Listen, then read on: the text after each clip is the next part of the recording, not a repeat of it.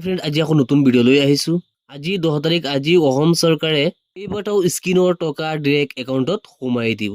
কোন কোন স্কিমৰ টকা চৰকাৰে ডাইৰেক্ট একাউণ্টত সোমাই দিব, এইটো ভিডিঅ'ত আমি আলোচনা কৰিম। গতিকে আপোনালোকে ভিডিঅ'টো অলপ স্কিপ নকৰিব, আৰু যদি কোনোবা আমাৰ ভিডিঅ'টো নতুনকৈ আহিছে তেনেহ'লে আমাৰ চেনেলটো ছাবস্ক্ৰাইব কৰি ৰাখিব। এয়া চাওক, অসম চৰকাৰৰ তৰফৰ পৰা এই বেনাৰখন প্ৰকাশ কৰিছে। ইয়াত দি আছে জনতাৰ চৰকাৰ, ওপৰত দি আছে আৰ্তজনৰ কাষত অসম চৰকাৰ, প্ৰগতিৰ দিশত ৰাজ্য আমাৰ। 10 তাৰিখ অৰ্থাৎ প্ৰতি মাহৰ 10 তাৰিখত এই পেঞ্চনৰ পইচাকেইটা দিয়া হয়। ইয়াত দি আছে পেঞ্চন আৰু অৰুণোদয়ৰ দিন।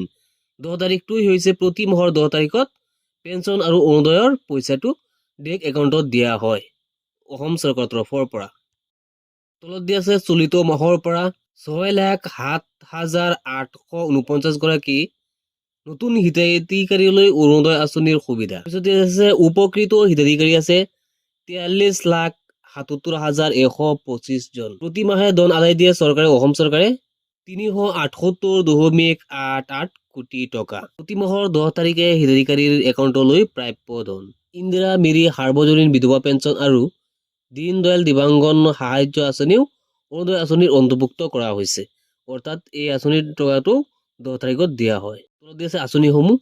অৰুণোদয় আঁচনিৰ পইচাটো 10 তাৰিখত দিয়া হয়। তলত দি আছে শ্বহীদ কুশল কোঁৱৰ বৃদ্ধ পেঞ্চন, তাৰ তলত দি আছে ৰাষ্ট্ৰীয় দিব্যাংগ বিধৱা আৰু বৃদ্ধ পেঞ্চন আঁচনিৰ টকাটো 10 তাৰিখত অৰ্থাৎ আজি দিয়া হ'ব।